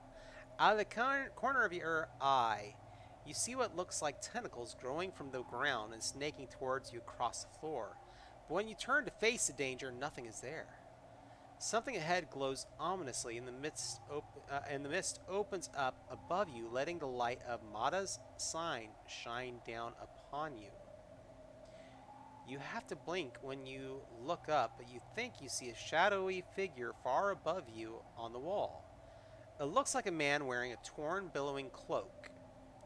Is it a manifestation of evil or simply your own fear? You shield your eyes to your hand, blink and look again, but the figure has disappeared. With a shiver, you continue on your way until you reach the altar on the other side. A dense fog closes in again, hiding the moon and casting the temple into gloomy twilight. 173. You leave the temple behind and try to orient yourself. Ahead of you, a few houses rise out of a stinking, foggy moor. Lonely memorials of times past. The raftsman mentioned that you could find a path through the ruins there, so you walk towards their weathered walls. The path is actually a flooded street, but you manage to stay dry by leaping agilely from one upper floor to the next. At one point, you must jump over a narrow alley and then crawl over a shattered bridge by balancing on a plank that groans under your weight. And then suddenly you come across a wooden chest. Is it one of those legendary treasure chests you dreamed about as a child? Is it sitting out in the open in a dangerous area after all? But there are no dragons to guard it, and there is not even a gargoyle around to remind you of those scaly beasts. Do you want to open the chest, or is it a trap to lure the greedy? Perhaps it would be smarter to simply ignore it. So,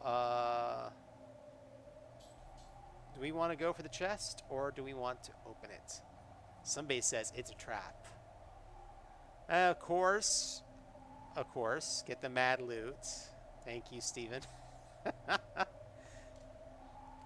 So I've got one for that, and Roxy is saying it is a vamp trap. Think of the Admiral? Think of the Admiral. Am I just not following the... Akbar! Oh, it's a trap. Thank you.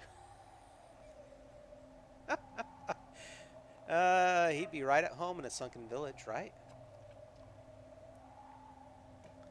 So one more. Anybody else got any opinion yet? Open the chest or leave it.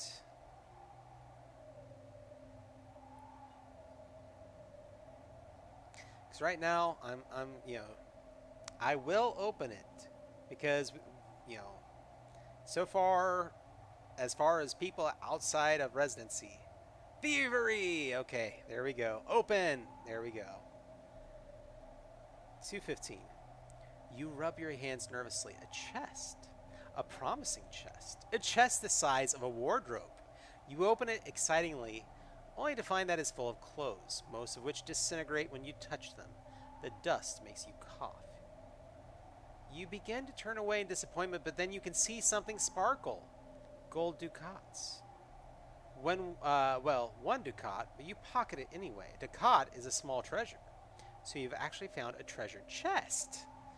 You muse about the dragon that must be guarding it. It could be a small one, given the size of the treasure. Probably just missed it.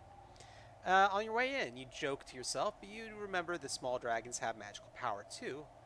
Better leave now. So on to 82. You leave the chest behind. You've grown accustomed to the spooky shadows, the ruins of frightening trees reaching out of the dense fog, the grimacing gargoyles, the wind howling through the holes in the walls, and the icy cold that brushes your skin like the breath of death. The Undercity is not a nice place during the day. At night, it seems to be a place of nightmares. You are relieved, yet somewhat surprised to see the fog clear 20 feet ahead, where you see a two-story house with a flooded lower floor. The building looks just like dozens of the others you've seen on your way here, but there is a sign hanging above the former entrance, swaying in the wind just a foot above the water. It tells you that you have reached your destination, Garthelta's Puppet Theater. You can see the building quite well, even from your vantage point in the other ruin on the other side of the street, flooded by 16 feet of water. The house must have been impressive at one time. Despite years of moss growth and the large holes in the walls, you can still picture the crimson tiles glittering in the light of Preos' disc. Half a dozen beams jutted from the front of the building probably once served as anchoring points for various marionettes to attract audiences. You can almost hear the laughter of children running joyously through the alleys and stopping here to gaze at the colorful creations. The building is much gloomier now, covered as it is by graying plants, chipped plaster, rotting wood, and moldy lichen. You think that the theater must have been on the west side of the house, to your left. This area has no windows. You can see another entrance just above the surface of the water. The other parts of the building probably served as a store and the workshop, or maybe Garthelta's living quarters. You cannot be sure how the rooms were divided, but you are sure that the buildings offer many hiding places for evil characters like Rogobald, or a burglar like yourself for that matter. Even though your record might be terrible, this time you will succeed. I got in chat, no one likes puppet theater in German vampire towns. Probably true. Kind of giving me almost a Castlevania vibe. Now you must decide how to enter the building. A fallen tree connects to the building you are using for a hiding place with Garthelta's puppet theater. With a bit of skill, you could reach the other building without getting wet. If you prefer to reach the ground floor by swimming and diving, you must decide to enter through the former theater entrance or the entrance to the other half of the building. I don't want to jump in the water. I want to go into the building without getting wet. I'm kind of leaning towards 23. I think most people are. This is one of those things where I'm thinking about putting it a mechanic in where people want to if people really want me to do something that really sounds like a bad idea, that I would, if you want to drop a $1 donation in, I'll do it. But the question is, for a tip. But the thing is, so my choices are use the tree, go through the former theater entrance, or the other half of the building underwater. Yeah, pay us to make bad decisions. Exactly. So, just a thought. I haven't done it yet. I'm thinking about doing it, but you can do that. But anyway, so 3 choices: tree, theater, or the building. So which ones does the group think we want to do?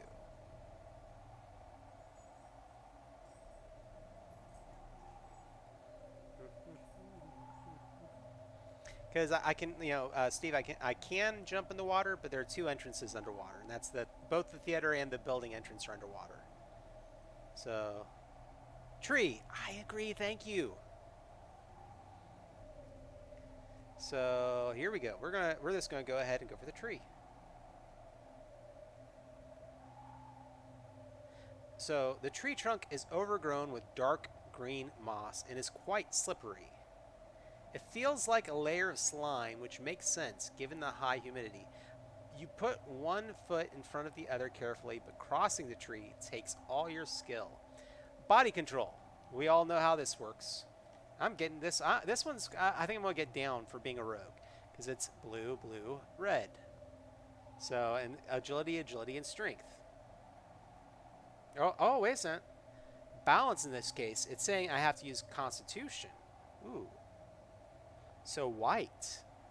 So let's get our two agilities out of the way. So 15, that is a success for my agility. What is that one? That looks like a 15 again. So 2 right at the number I need to roll. Constitution is a 12. So I have to roll a higher than a 12, but I do have 7 points to spend. So if I roll a 19 or higher, if I roll a 19 or less, I can spend the points and succeed. And I don't need to spend any points because that is a 3. Okay, so we succeeded. We're actually doing really good this time.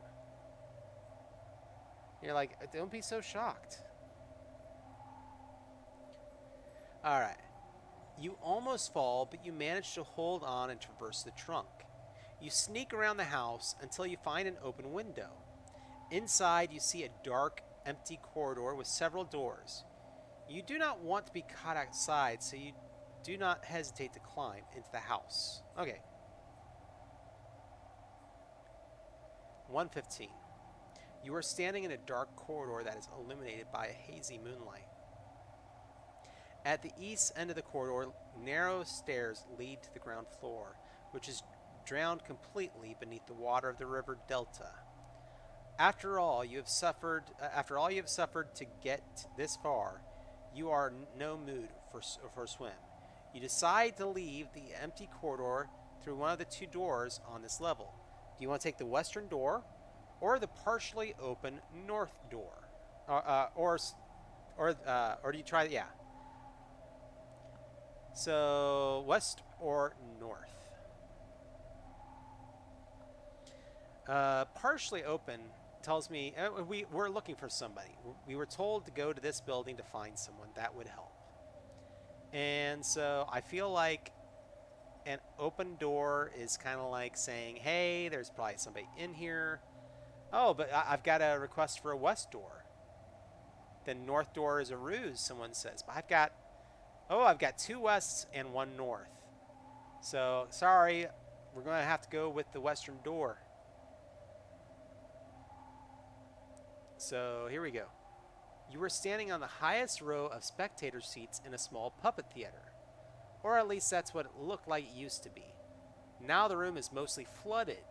The only parts that remain above water are the highest bleachers on the audience side and a large wooden scaffolding on the opposite side where the puppeteers once worked. The fog lifts a bit in the light of Mata's sign, filters in through the ceiling, casting the room in gray twilight. There isn't much up here, but it would be dangerous to enter the water, judging from a shark's fin that breaks the water occasionally, and you don't really want to deal with that. Luckily, another door leads to the other half of the building. Okay, so I'm guessing based on that statement, had I jumped in the water and tried to swim through the theater door, we would have been wrestling with a shark. So, yay, we took the tree. There's a shark in a swamp. Or in a delta. I guess that's possible. So, anyway. You are standing in a dark corridor that is illuminated only by hazy moonlight. At the end of the corridor, narrow stairs lead to the ground floor, which is drowned completely beneath the water of a river delta. After all you've suffered, yeah. We're back in the hallway we were at before. We went through the western door, so now we have to go through the other door. Does it have a laser beam on its forehead? No. Who's feeding the shark is a really good question. But let's go through the north door, number 22. Ah, so this is a room that you can only enter once. If we ever come here again, we have to automatically turn to a different section. So if we've not been here before, we turn to page 58. You are starting to like the role of the hero.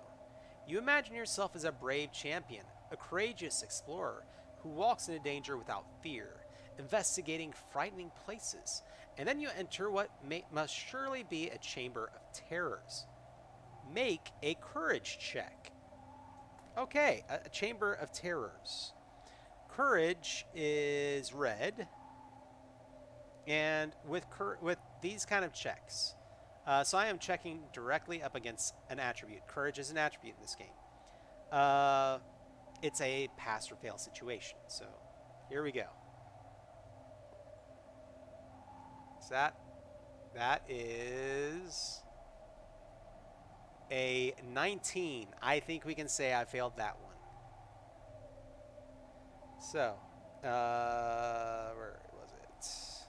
Chamber of Horrors. Chamber of Horrors. Where did I put it?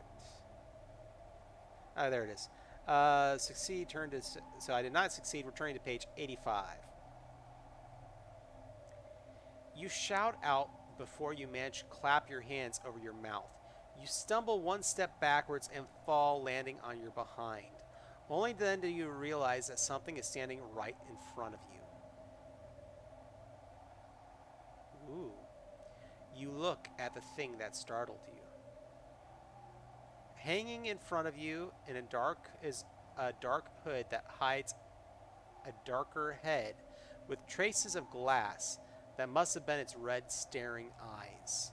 The figure is dressed in billowing robes. In its right hand it is holding a rusting, wavy bladed sword. In its left hand a blood-red whip. A strong draft causes the demon puppet's robes to billow hauntingly. When you touch the figure, you discover that its arms are simple metal rods and its head is made of wood, as is the sword. Its body dangles from strings that run to a wooden cross frame suspended above the ceiling. This unsettling marionette is surrounded by more figures. Heroic knights, mysterious mages, hairy orcs, a hunched kobold that reminds you of the raftsman, and a barmaid with exaggerated bosom. You notice a figure of a long-distance trader that reminds you of the old tagrammer, and beside it, a charismatic youth that resembles you. Hanging above them all, you see the figure of a 6-foot-long dragon. Thank the gods you have never seen real dragon. Judging from your reaction to the harmless marionettes, you are far from ready to meet such a beast. Nevertheless, you gush like a child about the exquisite figures. Sadly, few still possess all of their strings, and most have collapsed to the floor. The sticks and hand puppets stored on shelves along the walls of the dark room are also falling apart. You could spend an eternity here and easily forget that you are standing in the ruins of the Ember City. You could also forget that your goal is to get to the bottom of Rokobald's plan. This realization drags you back to reality. If you knew the right art collector, you could earn a fortune selling the treasure you have found here, but you would have to carry the puppets home, a feat for which you have neither the time nor the strength. You decide to leave the room. Number 37. The puppet storage room has 3 exits. You can leave the room through the wall to the south, the 3-foot hatch in the northwest corner, or the hidden door in the southeast corner of the room.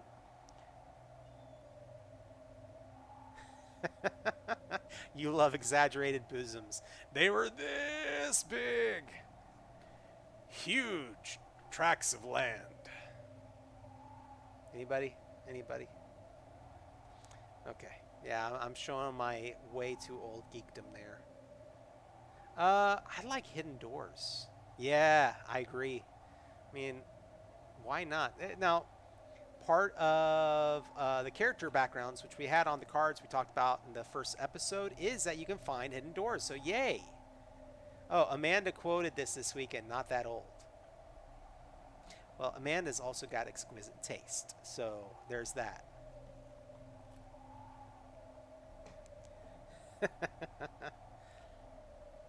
All right, so hidden door it is. The door swings open easily with a quiet creak. You squint in the bright illuminations of several oil lanterns. Blind for just a moment, you do not see anybody in the room, which is otherwise filled with countless marionettes, but somebody must have been here recently. You look around hurriedly. The room is about half as large as the adjacent puppet storage room, through the open door in the northeastern corner. Between the damaged and unfinished puppets, there is a shelf of tools. A workbench and a high stool, 2 wardrobes, and a shelf holding jars, bottles, and wooden and cloth parts for puppets. Suddenly, you hear a shrill scream from the opposite room. If you rush to the door to investigate the scream, turn to section 164. If you want to take a look around instead, you may examine the workbench, the wardrobes, or the puppets. You're welcome, yes. Wow. I'm sorry, I'm kind of that, I'm the kind of person that I would rush back when I hear screaming, because if I can't help them, at least I know what caused them to scream. But, of course, my character's name is Dirk Dastardly. Thank you very much, chat. And would I actually do that is the question. Would I just be like, oh, there's a scream. That's a nice puppet. So, what do y'all think? Do you think I should investigate the scream, look at the workbench, look at the wardrobe, or the puppets? It's possible that run back, thank you. I will say it is also possible that checking out the wardrobe, maybe I could find a place to hide. After all, this character has proven himself to not be very good at much. Except this game, I have passed the majority of my tests. I'm actually feeling pretty good this time. But, yeah, let's go ahead. We'll run back and we'll investigate this. So, 164. You ignore the room's furniture as you sprint to the door and push it open. Beyond, you see an iron cage with a blonde girl within. Out of the corner of your eye, you see a shadow. A massive body slams you from behind and throws you to the ground. 14. For as long as you can remember, you never have had the thoughts of leaving the dockland or visiting the old flooded part of Havana. And then you had the bright idea to become a hero. Daringly, you went to the Undercity and sneaked into the empty puppet theater. Sure, you managed to enter the building, but in the end, you could not even break into a ruin and get out without being caught. What were you thinking? You're no hero, you're just pretending to be one with wishful thinking, or the most stupid idea of your life. At least you were still alive. Rogobald, or whatever his name might be, has overpowered you, but at least you were not knocked out again. You wonder whether repeated blows to the head can make you crazy permanently, a theory that might explain your current situation and naivety with which you have stumbled into it. You also wonder if you would have preferred unconsciousness, the special gift of Boron, the god of sleep. But if you have been unconscious, you would not have noticed Rogobald tying your wrist to your chair. You also would not notice him dragging the crying little girl from the next room into the puppet workshop. The poor thing is wearing a metal collar. Even slavers don't use metal collars on children. Rogobald throws her roughly on the workbench and ties her down with ropes. He calls the little girl Myrna, a name you have heard before. Yes, that's it. Old Tagcrammer's child. Rogobald pauses and examines his handiwork, stroking Myrna's collar thoughtfully. Then he turns away and suddenly opens a drawer in the workbench looking for something. Do you tell Rogobald to leave Myrna alone, or ask him about the meaning of all this, or stay silent? Oh, someone now thinks Myrna's the vampire? Rogobald is going to do experiments. I mean, this is a tough one. I myself, if I saw a guy throwing a kid around, or something that looked like a kid, and wasn't Myrna the name? No, yeah, Myrna was that name.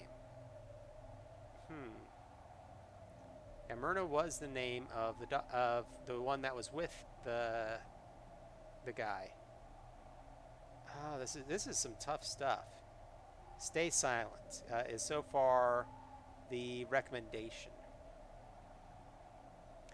I'm kind of agreeing with this, but at the same time, do we want to question him? Yeah, Jessica, you're of the opinion we should question him too. And remember, guys, if you've got an idea based on what is happening within the story, be sure to go ahead and get it in, submit it, because there's a weird lag. Essentially, I record, and what I record, you guys see 15 seconds later. And so I'm into the scene when I finally get your responses a lot of time. So that's why I talk like this and try and give you more time to respond, so I have an idea of what I'm doing. So the question is Myrna the vampire? Is Rogobald the vampire? Or are they both vampires?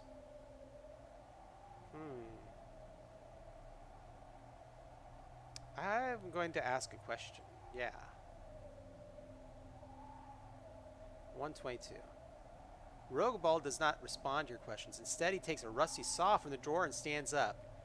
Don't you think it would be a bit cliche to tell you about my plan, he says. This is not a story by the horrible writer Aideen Connolly Fremling. You try but fail to shrug innocently. The ropes around your wrist don't allow for it. Rogobald pats your shoulder encouragingly. Of course it would be cliche, he continues. But as I see it, we still have some time left. He taps the saw against Myrna's collar. Turn to page 172. You must think I am a monster, Rogobald begins, because I have done many things no man should ever do. You look at him quizzically. Don't act stupid, he admonishes you. The two redheads in the basin, the elf, the mermaid, I am the one the people call the Vampire of Havena. Congratulations to anyone who said he was. Rogobald enjoys a chuckle at the expression on your face. Yes, you. Who would have thought it was old Surgander, a man of unremarkable as the silver signet rings he sells?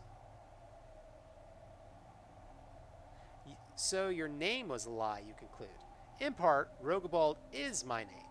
I lied only about my last name and my social standing, and my occupation as a trader, my false eyebrows, and this mostly false nose. My plan requires some cunning deception, but thanks to you it all succeeded. Again, I thank you, friend. You were staggered. You had your doubts about taking this job without knowing all the details, but now the full implications hit you like a sack of bricks. Don't look at me so sad, my friend. Rogobald pauses for a long moment, weighing the saw in his hand. Then he pats Myrna's shoulder, leans down to her ear, and says in a low voice, I think he deserves to learn more. You won't run away, my darling, will you? With a chuckle. He turns back to you. A tear runs down the girl's cheek, and she whimpers quietly. I have already told you that I killed the red-haired girl, the elf, and the mermaid. I wish it did not have to be so, but none of them was the right person. And then that dolt tag crammer asked me to replace his old seal with a new one. That is when I saw her, little Myrna, and her gifts. You don't understand what Rogobald is talking about, but you decide not to interrupt him.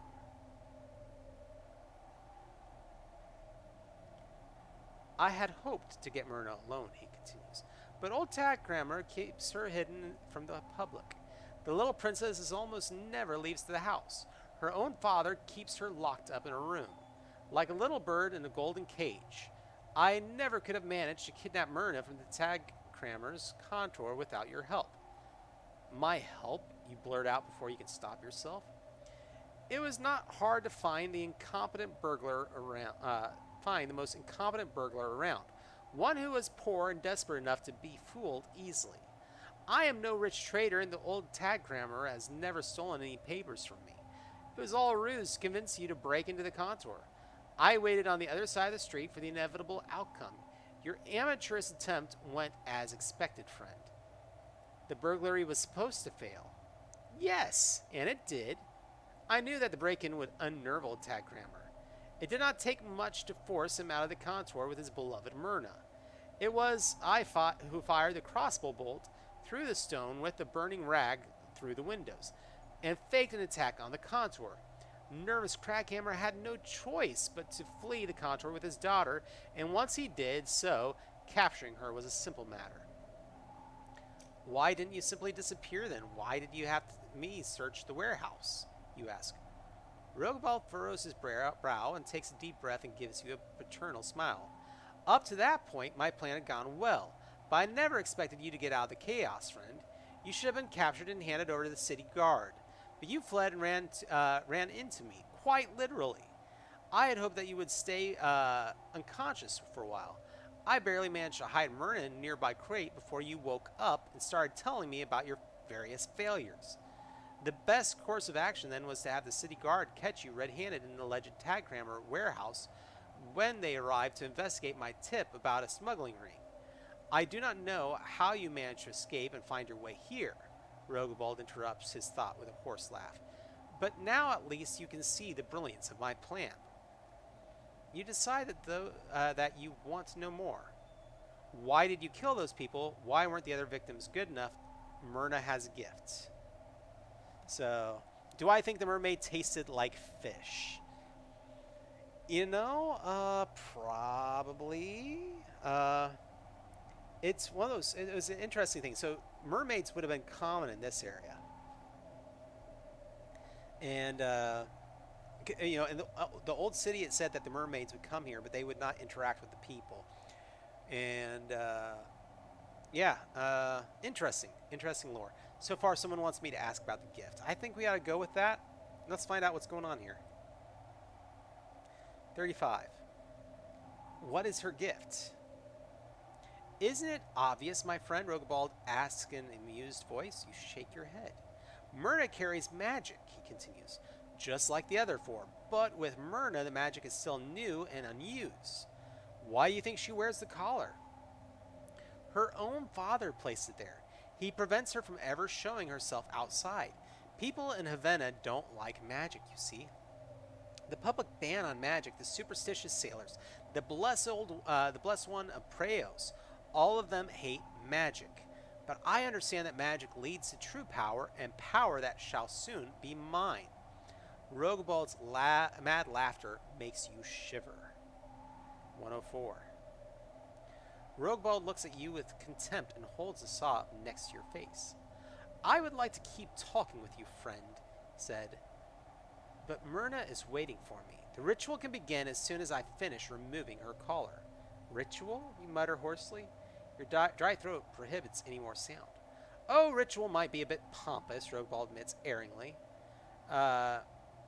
He pulls some objects from his pockets, 2 taps of the kind you might use to collect sap from a tree. I simply drive this into her pale neck and wait for the warm blood and all her magic to flow from her body. You stare at the metal taps in horror. Rogobald's face is somewhat more pensive. Then he asks, What do you think, friend? Will I ever grow accustomed to the taste of blood? Do you scream, spit in Rogobald's face, or try to kick him? We're kicking the guy. I'm sorry. Spitting in his face or screaming isn't going to do anything. Let's kick this guy. 137. You throw a strong but clumsy kick at Rogobald and miss. You are simply too angry and too desperate to focus. You have never felt so afraid and helpless. Without a word, Rogobald punches you in the face with enough strength to knock over the chair. The impact knocks the air from your lungs. 76. Breathe. Just breathe. At least you did not black out this time, even though Roguebald probably thinks you did. Whistling quietly, he works on the iron collar with a saw, while Myrna cries softly. Her situation is not enviable, but yours has improved a little bit. Roguebald does not even look at you, and the fall broke the chair leg, freeing your right hand from the chair. You're free, and angry, and desperate. So angry and desperate that you will find a calm determination that has never been known before. Your fingers touch the cold steel pommel of your weapon, which Roguebald tossed carelessly next to the chair. You tense your muscles strain against the ropes on your left side. Quietly and cautiously, but without hesitation, you roll to the side, jump up, and get back to your feet. You then smash the rest of the chair against the wardrobe with one blow. Roguebald spins around in surprise.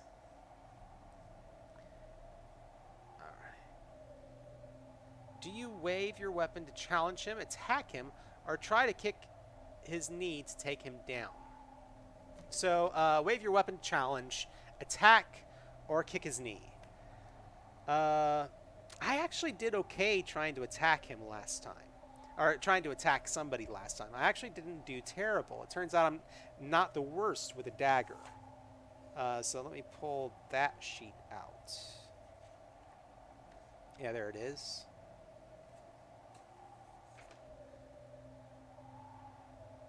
Alright.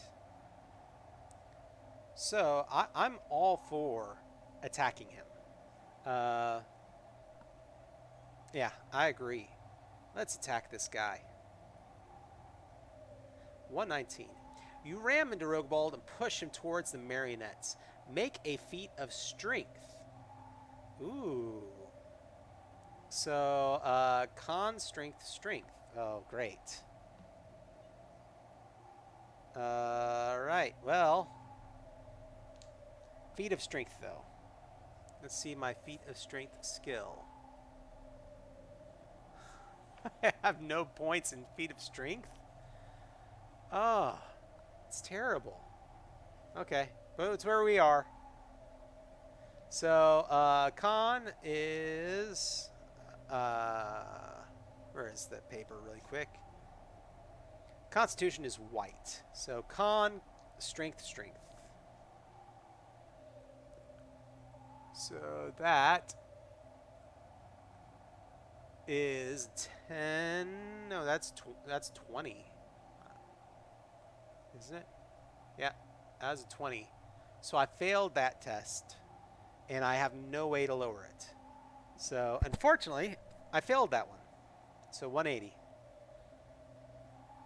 You charge toward Roguebald, and he sidesteps and uses your momentum against you, pushing you into the marionettes. The dolls shatter from the impact, and you get tangled in their thin strings. Roguebald makes 2 free attacks against you, which you can neither parry nor dodge. Afterwards, you can defend yourself normally.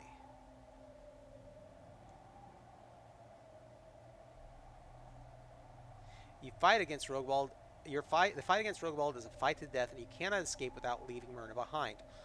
And after all freedom attacks are resolved, start regular combat rounds. You make the first attack. If you kill Roguebald, turn to section 128. If you die, turn to page 2. Let's write those down. We'll just put it into the chat really quick. So, kill.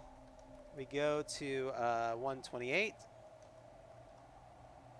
And for if we die, we go to entry number 2.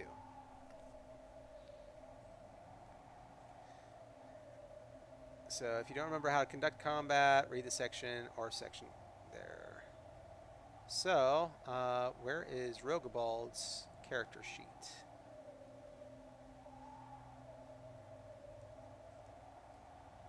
So let's go back. We need to find Roguebald. So I am now doing a combat. Interesting.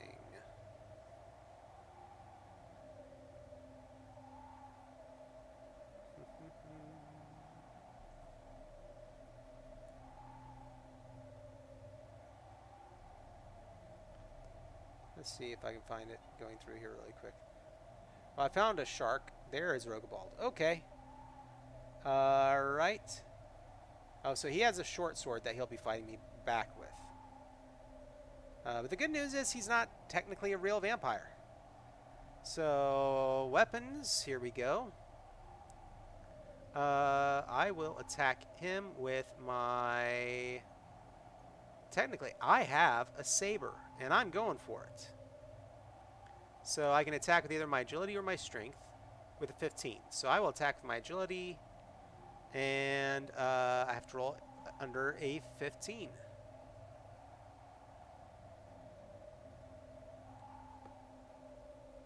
Alright, and that is a no.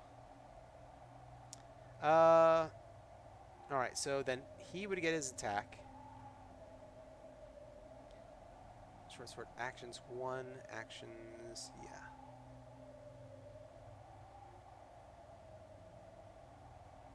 Interesting.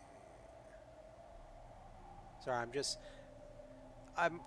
I might be doing this a little bit wrong. I will need to probably learn a little bit more about how this system works when it comes to combat. But at the same time, we now know the twist with this one. What do y'all think? Do we think,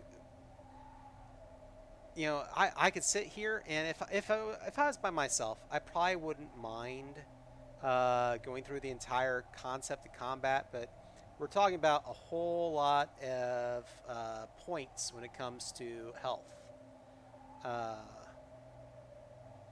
So what do you want to say? Y'all want me to go ahead and kill him? I think at this point, it's the only way the story can progress. So,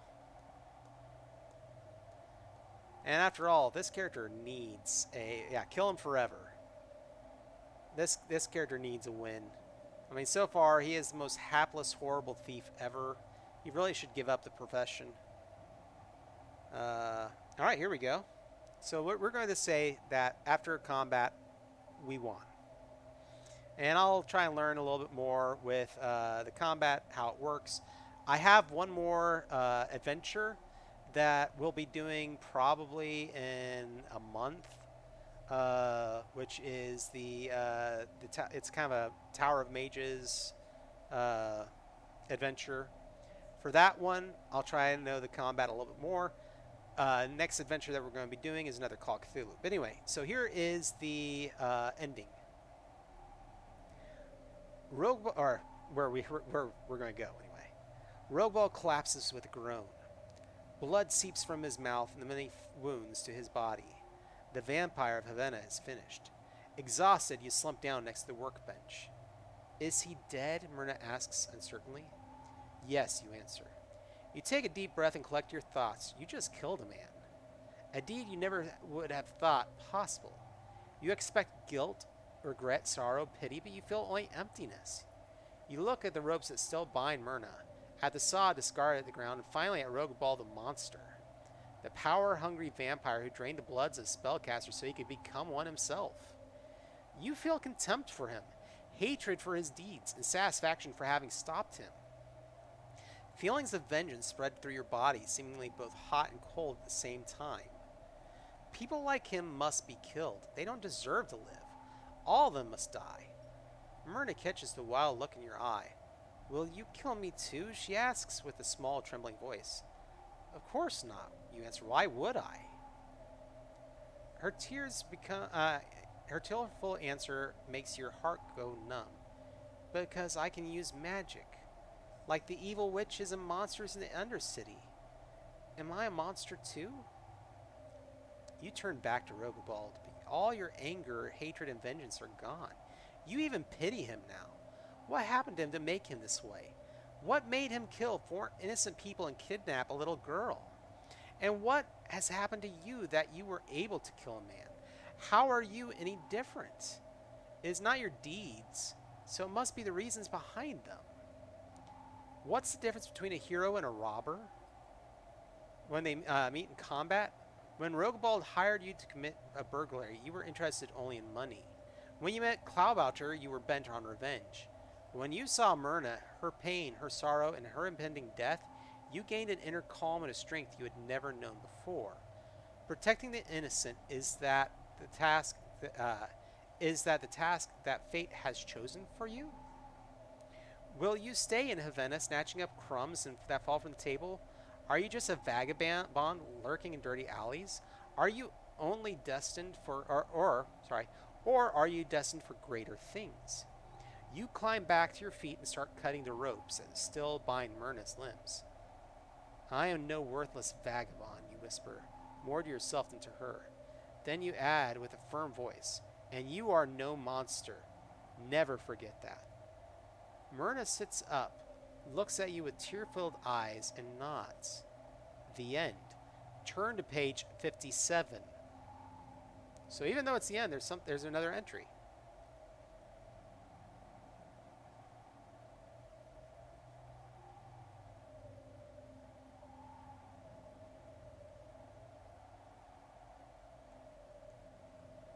So going to page 57.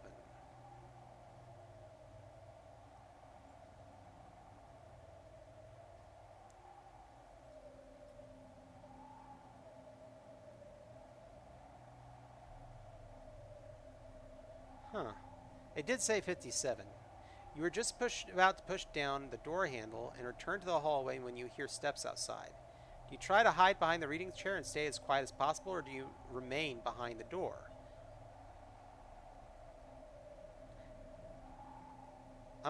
Let's just, this is feeling really weird.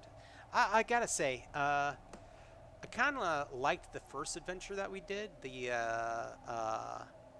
Alone Against the Flames, or Alone Against the Fire. That one really had a great feel to it, and I felt like the story flowed really well. With this one, ever so often I'm like, did I turn to the right page? Does this fit with what was happening in the previous section? So, and the thing is, it's not bad. And maybe I'm reading too much into it, but, and like I said, these adventures are look really beautiful. But it's one of those things that this kind of pulls at me a little bit. So, stay as quiet as possible, or do you remain behind the door? I think I'm gonna go ahead and go with 106, and try to hide behind the reading chair.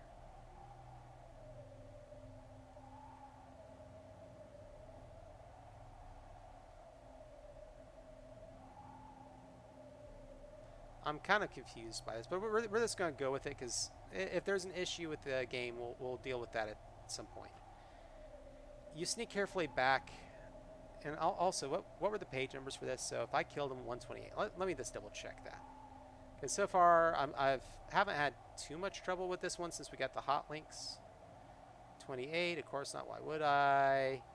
The end page. Turn to page 57. Oh, page 57, not entry 57. There we go. Wow, that is going to be... That almost really threw me off. Okay, so obviously there's something special written. There we go. Alright. Even with the assistance of Cloudboucher and the raftsman, it took you hours to get Myrna back to the harbor. Unfortunately, Myrna's happy reunion with her father was cut short when the red-haired Thalwhirler woman attacked you and placed you in a devastating chokehold. You had almost passed out for what seemed like the umpteenth time this evening when Myrna's kind words saved you from your predicament. You related the story of the break-ins and your encounter with the Vampire of Havena as best you could. You're not a bard, but old Tag Crammer, his servants, and Thorwaller, who stood looking at the ground abashedly the whole time, listened to your tale eagerly. Of course you had to tell the whole story again later, this time to the guards, Trode and Alric, who began to take you seriously only after the Tag Crammers confirmed certain episodes of your adventure. Luckily, all were of the opinion that you should be forgiven for your crimes, and the guards decided not to arrest you. The Tag Crammer family expressed its gratitude by giving you a bag of shiny silver coins worth 20 ducats. To top it off, Master Tag Crammer offers you an apprenticeship as a scribe. This valuable proposition would grant you some stability, but you just don't see yourself working as a trades assistant.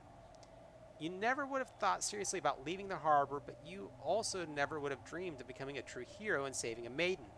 Sure, she was only 7 years old, but a rescued maiden is a rescued maiden, and Myrna seemed to have taken a shine to you. Nobody else can claim to have been invited for tea with her and her countless dolls.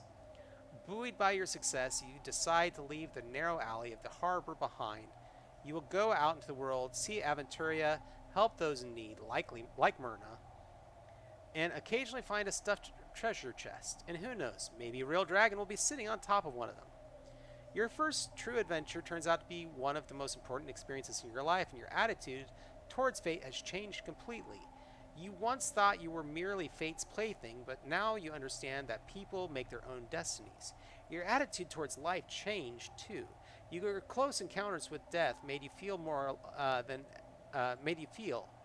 than ever before that life is worth living. Your attitude towards yourself has changed so much that you feel like a new person and doubt you will ever remain in Havana much longer. Give your character 12 adventure points. There's an epilogue. A shadowy figure rose from his seats as the last rays of Prius disk sank below the horizon.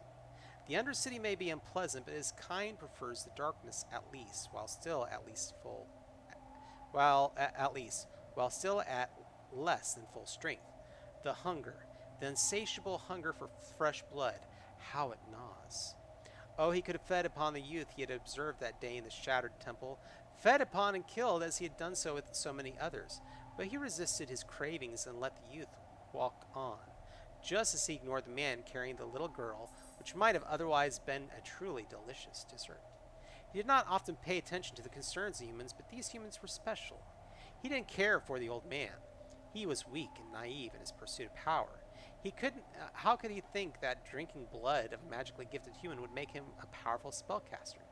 The humans in Havana lived in fear, but it was this very fear which strengthened their resolve. They no longer acted carelessly. They even interfered with his hunts. Rumors of his presence in the harbor city by the Sea of the Seven Winds was very dangerous. The old man had been a thorn in his side, but killing him would have not put an end to the rumors. Then the youth arrived. He could feel the young man's determination from his vantage point on the wall, and came to understand that this youth could be a solution to all his problems. So he allowed the youth to live and go to destroy the old man, thus creating a convenient explanation for the legend of the Vampire of Havena. He just had to wait for the story of the monster's demise to spread. It was difficult, and the hunger nearly drove him mad, but it's finally at an end. The long night stretches before him, a night during which he can finally be able to slake his thirst. Well, there we go. So that is The Vampire of Havena by Ulisses Spiele for the Dark Eye adventure game. As I have mentioned before, so this is the Dark Eye, the RPG. It is a very thick RPG. I would say it is comparable to D&D in amount of content. The artwork and the layout is wonderful. It is a really good system, in my opinion, for what it does. And you can make really unique characters because there are no classes in this game. But it's taking me a while to get used to it. It's probably the second or third German RPG, or written out of Germany RPG, where you have to roll below target numbers. But yeah. Oh, chat. Yes, we did win. I'm kind of curious. That it's actually a kind of an interesting ending. So the hapless moron of a rogue gets to become a hero, and at the same time, it turns out there is a vampire of Havana who just has been smarter than that old man. It's an interesting way to end a story. So yeah. It was very, very interesting. We'll be returning to this system at some point in the future. There aren't too many companies yet that have made these solo adventures. It's pretty much you have Ulisses Spiele making it for Dark Eye, and you have Chaosium making it for Call of Cthulhu. And it allows you this opportunity to play these kind of choose-your-own-adventure style games. I like it. I enjoy it. Allows you to play whenever you want to. But yeah, this it had some small flaws, but altogether, you really can't judge harshly books like these. Uh, it's a new field. So anyway, next game that we do of Tomes of Isolation, Roxy will be back in the seat, and she will be taking on uh, Alone Against the Dark. And Alone Against the Dark is, my understanding, is a longer mission than even this one. That it has almost a campaign length feel to it, and so I'm really looking forward to that and seeing that game played out. But other than that, I think that's it for tonight. I want to thank everyone who showed up in chat, and yeah, it's been a heck of a ride. I enjoyed coming back and getting a chance to do this. We will make announcements about other games we have coming up and where else you'll be able to see us. Stay tuned to all our Facebook channels. Be sure to go subscribe to our YouTube channel. We have one for Quiett Gentleman, which carries a lot more of our stuff for here. That's on, on Twitch.